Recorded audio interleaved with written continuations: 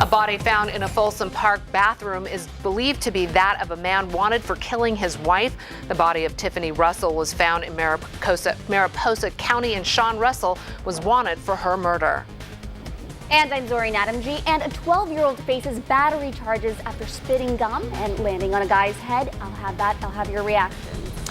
I'm Darren Peck, and we are staying in the 70s today for daytime highs. I'll show you how much longer this can go on. We've had a fantastic run of these temperatures. The forecast coming up. And I'm Sheldon Orvis. Monday morning issues on the roadways, don't have any of them. However, it is a little breezy getting over one of the Bay Area bridges. Full coverage of the Monday ride in moments. This is Fox 40 News at 5. Coming right up on 5 o'clock. Welcome to your Monday morning. I'm Bethany Crouch. Coming up in this first half hour, an update on Bodie's condition, and he had a big race over the weekend. Oh man, I've seen a finish line photo. It's really cool. We'll be talking about that. I just recently saw, in fact, it was one of those electronic billboards, the TNT Red Devil Freedom Fireworks, 4th of July, right around the corner. Yes. They're going to be cracking down on illegal fireworks this year, and we certainly shouldn't be messing with those, so we'll be talking about that. And I got to do a little research. I mentioned a moment ago news about gas prices. I heard on some network show there are places in the South where we're under $3 a gallon. Whoa, I haven't seen that in a long time. It's so odd to say, wouldn't that be fantastic? But wouldn't that be fantastic? So we'll chase that down over the course of the morning. For now, we'll get to the top stories you should know before you head out the door. Elisa. Story number one, we're out on a house fire in Sacramento near Sac International. Now, this video was taken earlier this morning where flames could be seen for miles. Of fire crews first thought they were responding to a grass fire. Andrea Borba will be joining us live from the scene in just a few moments.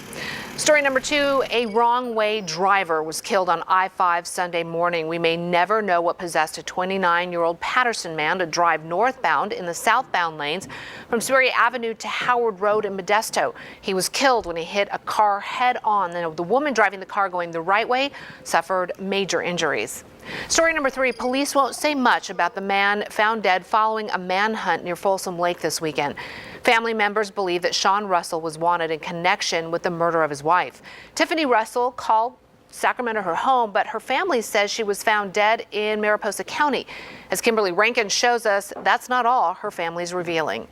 This Facebook picture shows a happy couple, but family tells Fox 40 there's more going on below the surface. I know they've had some troubles in the past with some domestic abuse. 21-year-old Tiffany Russell was found dead a few days ago in Mariposa County. Sheriff deputies believe she was murdered and that her husband could be involved. And that's all local rangers had to go on when they ran the plates of Sean Russell's Ford Ranger, found abandoned near Negro Bar State Park. We were able to interview a few people that said they believed that the driver of that vehicle had walked into the state park. Sacramento Sheriff deputies, state park officers, along with Folsom SWAT and police, conducted a 3-hour manhunt. The K-9 unit tracked the target. There's a restroom near one of the bike trails.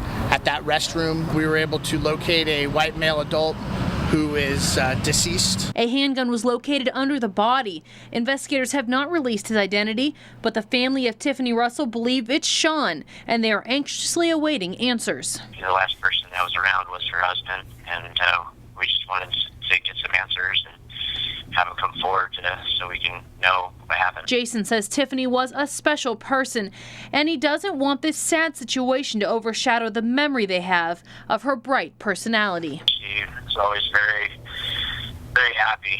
She had a smile that can light up a room and can make your day.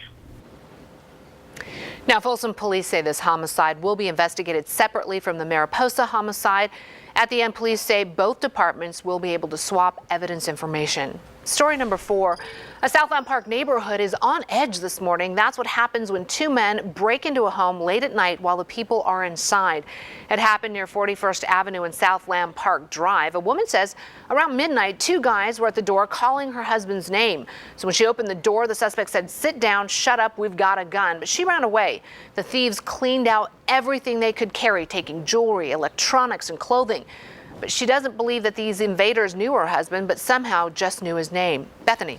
Well, Sacramento police are investigating 2 attempted restaurant robberies over the weekend. A gunman walked into the Pizza Guys on West El Camino. He demanded cash but left because the clerk was taking too long. A similar scene over at the subway just a few blocks down.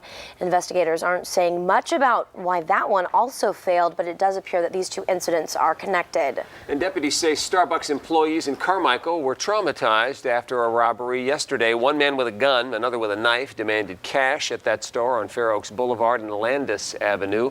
They were covered up with hoodies and got away with about $800. A witness started chasing the men. One took off in a gold van while the other took off on foot. A federal judge has upheld the law that bans registered sex offenders from being on Facebook. Obviously, these convicts can always create fake profiles, so parents should stay vigilant. But under this ruling, the Indiana judge said that the ban prevents social networking sites from becoming a virtual playground for sex offenders. Well, there's not a whole lot of time left for the city of Stockton to avoid bankruptcy. The deadline for talks between the city and its creditors is today. That's according to our partners over at the Stockton Record. The best case scenario is that creditors would allow the city to restructure its debt under a new law in the state, which was designed to avoid municipal bankruptcies. The city has come up with a backup plan that would keep services running if the mediation does not produce a deal. And a big surprise for the city of Santa Clara and the San Francisco 49ers after the county announced they're pulling $30 million in tax funds that would have been used for the new stadium. The county says the money could be better put to use for education. The team and the city are now saying the county has no right to do that, since voters specifically said that money would go to help build the $1.2 billion stadium.